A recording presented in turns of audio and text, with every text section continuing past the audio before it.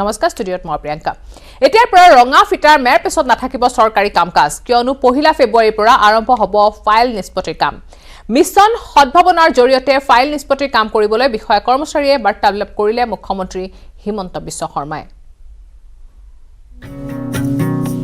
জনতা ভৱনত পৰি ৰৈছে নিষ্পত্তিবিহীন লাখৰ হিচাপত ফাইল পুৰণি ফাইল নিষ্পত্তি হ'ব মিছন সদ্ভাৱনাৰ জৰিয়তে 1 ফেব্ৰুৱাৰীৰ পৰা আৰম্ভ হ'বলগীয়া মিছন সদ্ভাৱনাৰ ফাইল নিষ্পত্তিৰ কামৰ পূৰ্বে এনে মাৰ্গদৰ্শনমূলক বৈঠকত বহিল মুখ্যমন্ত্ৰী ডক্টৰ হিমন্ত বিশ্ব শৰ্মা শ্ৰীমন্ত শংকৰদেৱ কলাক্ষেত্ৰত আয়োজিত এই বৈঠকত উপস্থিত থাকিল জনতা ভৱনৰ বিষয়া কৰ্মচাৰীসকল মিছন সদ্ভাৱনাৰ আৰম্ভণিৰ পূৰ্বে মাৰ্গদৰ্শনমূলক বৈঠকত মুখ্যমন্ত্ৰী ডক্টৰ শৰ্মাই 2002 চনৰ পৰা তেওঁ মন্ত্ৰী হিচাপে জনতা ভৱনৰ ভিতৰ চৰাক ভালকৈ জানে বুলি উল্লেখ কৰি জনতা ভৱনৰ একাংশ বিষয়া কৰ্মচাৰীৰ স্বভাৱৰ কথা উনুকিয়ায় এটো কোনো মই সেক্ৰেটাৰিয়েটত এনেকুৱা এটা ফাইল মই নাজানো যিটো ফাইলত ৰকেট সায়েন্স সোমাই আছে কাৰণ মোৰ ইয়াত উইথ ডিউ ৰেসপেক্ট কৈছো যে মই নাজানো মোৰ সমান 20 বছৰ সেক্ৰেটাৰিয়েটত কাবাৰ কন্টিনিউয়াস এক্সপেৰিয়েন্স আছে নে নাই কাৰণ কোনোবা যদি আইএস অফিচাৰ ইয়াত আছে ও মাজত দিল্লীত গৈছে সো প্ৰবাবলি মোৰ 20 বছৰৰ নিৰন্তৰ অভিজ্ঞতা আছে একো ফাইলে নাই কপালৰ ঘাম মাটিত পেলাব কাৰণে টেনচন ল'ব কাৰণে সিএম 1 লাখ ফাইল ডিসপোজ কৰিব কৈছে পৰা টেনচনৰ কাম হৈ গ'ল এতিয়া ৰাতি শুব নোৱাৰো একোৱে নাই আজ যি কেটা ফাইল অলপ আমি মৰম কৰি ৰাখি থৈ গৈছে কিটা এৰি দিও এইবাৰ মুখ্যমন্ত্ৰীৰ প্ৰশ্ন জনতা ভৱনলৈ মানুহ কিয় আহে কিয় কামৰ বাবে জনতা ভৱনত মানুহে ভিৰ কৰে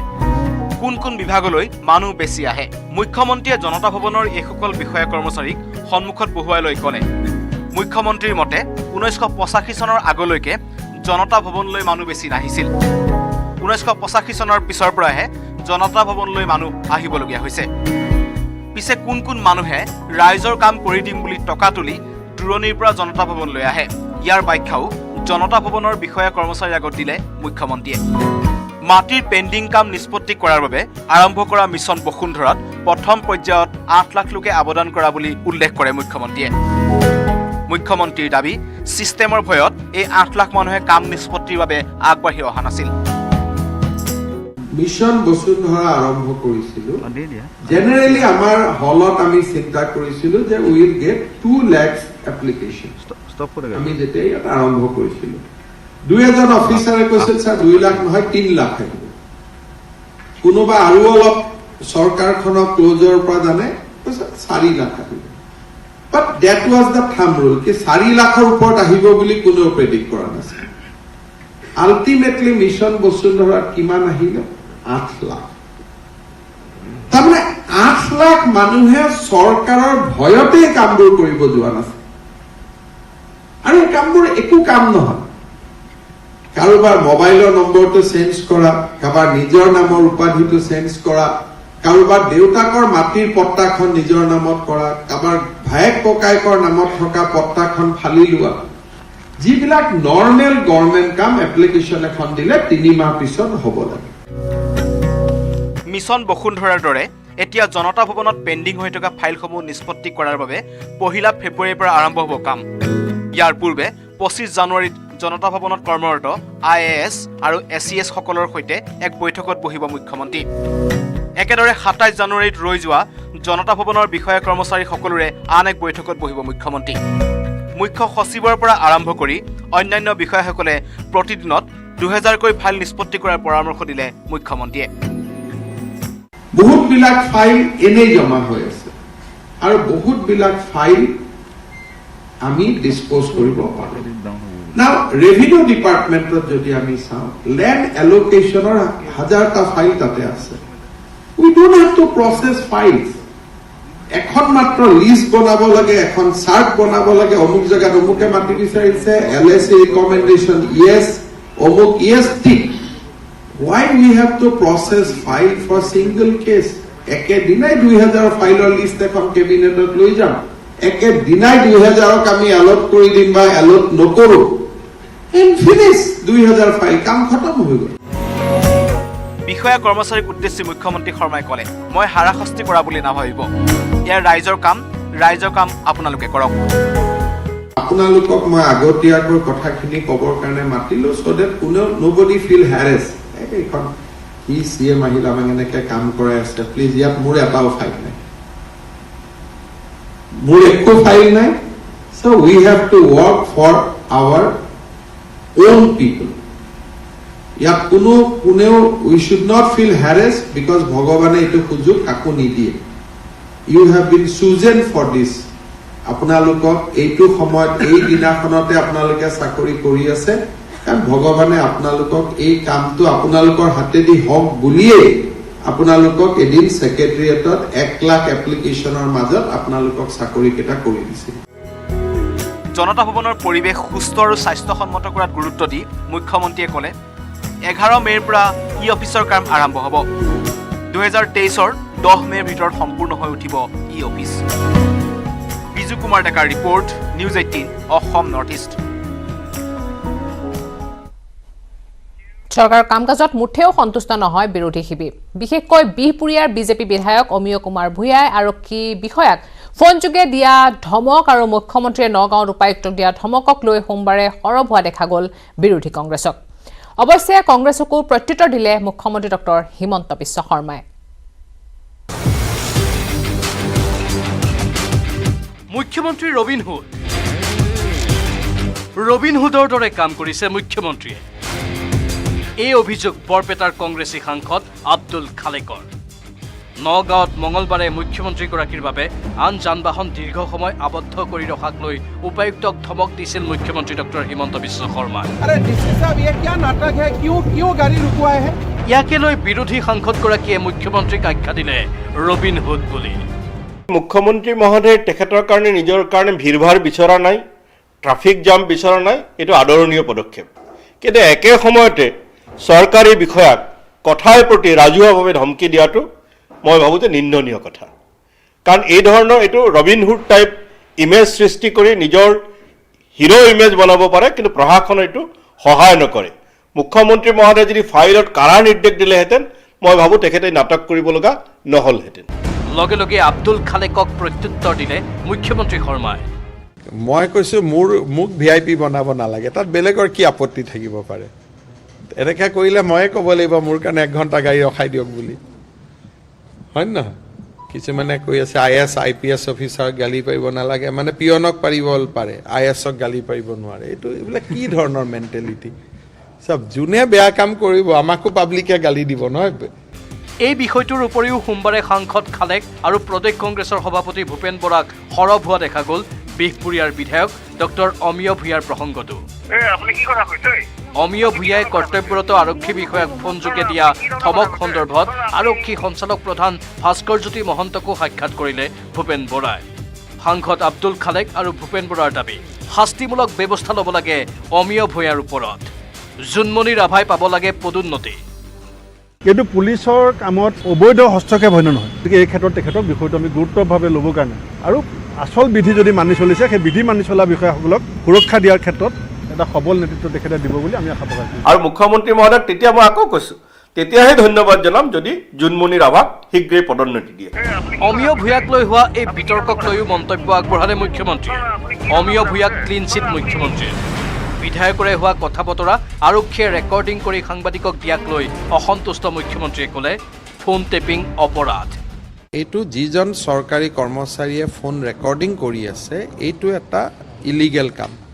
ফোন ৰেকৰ্ডিং এটা অনৈতিক কাম যি চৰকাৰী অফিচাৰে কৰিছে কৰি আকৌ সাংবাদিকক দি দিছে এইটো এটা ঠিক ব্যৱস্থা নহয় যে চৰকাৰী বিষয়াসকলক মই এটা অনুৰোধ কৰিম যে মন্ত্ৰী বিধায়কে ফোন কৰিলে আপোনালোকে শুনিব কাৰণ তেওঁলোকক জনসাধাৰণে ভোট দি পঠায় তেওঁলোকক শুনিব কিন্তু তেওঁলোকে কৰিব কোৱা বেয়া কামটো নকৰিব এইদৰেই বিৰোধীয়ে অনা প্ৰত্যেক অভিযোগৰে প্ৰত্যুত্তৰ দিলে মুখ্যমন্ত্ৰীয়ে ৰাজু বৰুৱাৰ report news 18 Assam north east no vaccine no entry কোভিডৰ বিৰুদ্ধে যুঁজিবলৈ এতিয়া এনেদৰে কঠোৰ হৈছে ৰাজ্য চৰকাৰ কোভিডৰ দুপালি প্ৰতিষেধক নোলোৱা লোকক চৰকাৰী কাৰ্যালয়ত প্ৰৱেশ নিষিদ্ধ কৰাৰ লগতে কাৰ্যালয়ৰ পৰা উভতাই পঠালে কৰ্মচাৰীক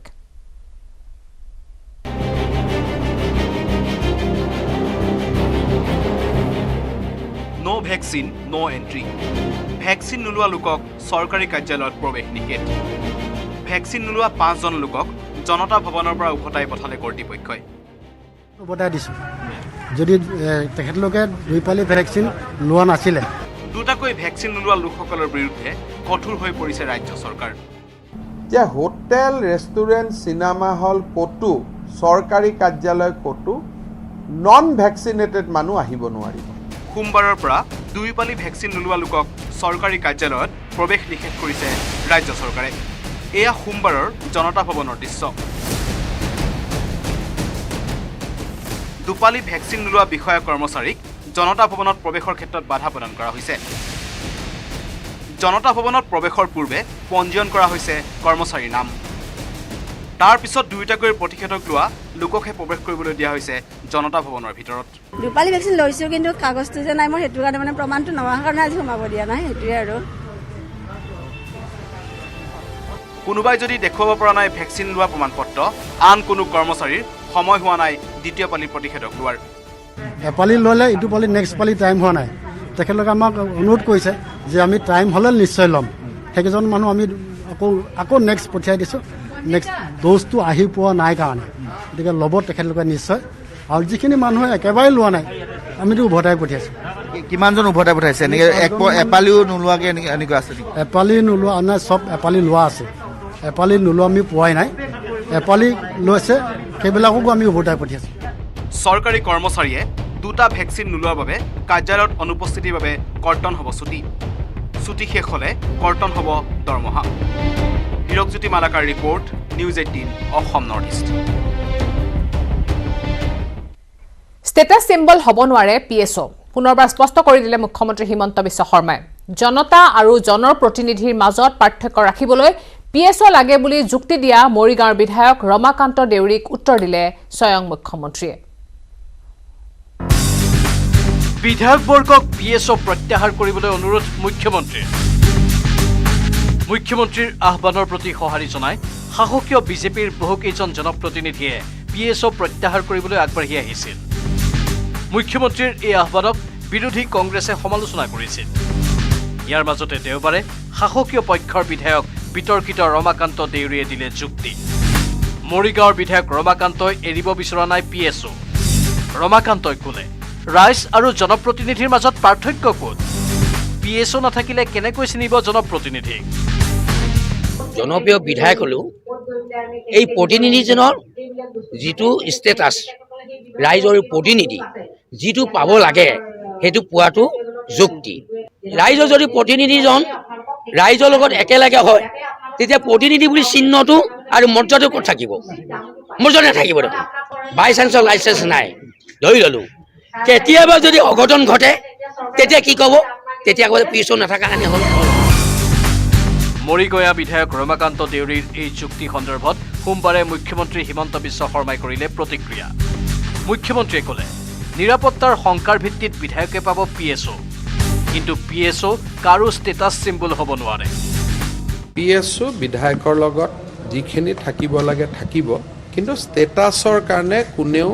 পিএছঅ নাপায় পিএছঅ নিৰাপত্তাৰ কাৰণে পাব অসমখন সলনি হৈছে আৰু সেই সলনি হোৱাৰ কথাটো এদিন দুদিন পিছত সকলোৱে অনুভৱ কৰিব মুখ্যমন্ত্ৰীৰ মতে সময় এতিয়া সলনি হৈছে সেই হিচাপে পিএছঅৰ প্ৰয়োজনীয়তা কমি আহিছে বিজু কুমাৰ ডেকাৰ report news 18 Assam north east গণৰাজ্য দিৱসত অসমৰ প্ৰতীক পতক লৈ এতিয়া অনিশ্চয়তা কিয়নো এই পৰ্যন্ত অসমৰ প্ৰতীক পতত মোহৰ লগোৱা নাই প্ৰতিৰক্ষা মন্ত্ৰণালয়ে অৱশ্যে শ্বহীদ কনকলতাক প্ৰতীক পতত উপস্থাপন কৰাৰ পৰিকল্পনা কৰিছে অসম চৰকাৰে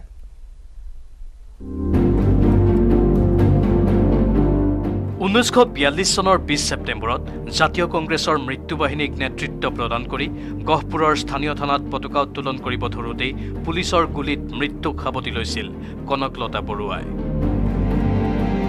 পুলিচৰ গুলীত 17 বছৰীয়া কনকলতা ঢলি পৰা মাত্ৰকে পতাকাখন আজৰি আনি উত্তোলনৰ দিশে অগ্ৰসৰ হৈ গুলী খাইছিল মুকুন্দ কাকতিয়েও এই বিৰল মুহূৰ্তটো আগন্তুক গণৰাজ্য দিৱসত উপস্থাপন কৰাৰ পৰিকল্পনা কৰিছে অসম চৰকাৰৰ সাংস্কৃতিক পৰিক্ৰমা মন্ত্ৰালয়ে বিভাগীয় মন্ত্ৰী বিমল বৰাই এই সন্দৰ্ভত ইতিমধ্যে যাৱতীয় প্ৰস্তাৱ কেন্দ্ৰীয় প্ৰতিৰক্ষা মন্ত্ৰালয়লৈ প্ৰেৰণ কৰা হৈছে বুলি জানিবলৈ দিছে। গহপুৰৰ কনকলতাৰ সেই পতাকা উত্তোলনৰ সেই দৃশ্যটো প্ৰতীকপট নিৰ্বাচন কৰি আমি কেন্দ্ৰীয় চৰকাৰলৈ প্ৰেৰণ কৰিছিলোঁ আৰু কেন্দ্ৰীয় চৰকাৰত ফাৰ্ষ্ট লেভেল কমিটিৰ মিটিং, ছেকেণ্ড লেভেল কমিটিৰ মিটিং, থাৰ্ড লেভেল কমিটিৰ মিটিং, কেইবাখনো মিটিং আমাৰ বিভাগৰ বিষয়া কৰ্মচাৰীৰ উপস্থিতিত, প্ৰতিৰক্ষা মন্ত্ৰালয়ৰ বিষয়াৰ উপস্থিতিত অনুষ্ঠিত হৈছিলে। তাৰে 2-এটা সংশোধনী আমাক জনাইছিলে কৰিবৰ কাৰণে, এইখিনি আমি প্লেচিঙো কৰিলোঁ। অৱশ্যে অসম চৰকাৰৰ এই পৰিকল্পনাত এতিয়াও মোহৰ মৰা নাই কেন্দ্ৰীয় চৰকাৰে। গণৰাজ্য দিৱসত নতুন দিল্লীত প্ৰদৰ্শন হ'বলগীয়া প্ৰতীকপটসমূহৰ ওপৰত চূড়ান্ত সিদ্ধান্ত লয় প্ৰতিৰক্ষা মন্ত্ৰালয়ে। প্ৰতি বছৰে প্ৰতিখন ৰাজ্যই সুযোগ নাপায়। এইবাৰ এতিয়ালৈ অসমৰ বেলিকা প্ৰতিৰক্ষা মন্ত্ৰালয়ে লোৱা নাই চূড়ান্ত সিদ্ধান্ত। বৰাই জনোৱা মতে মুখ্যমন্ত্ৰীয়ে ইতিমধ্যেই পত্ৰ প্ৰেৰণ কৰিছে কেন্দ্ৰলৈ।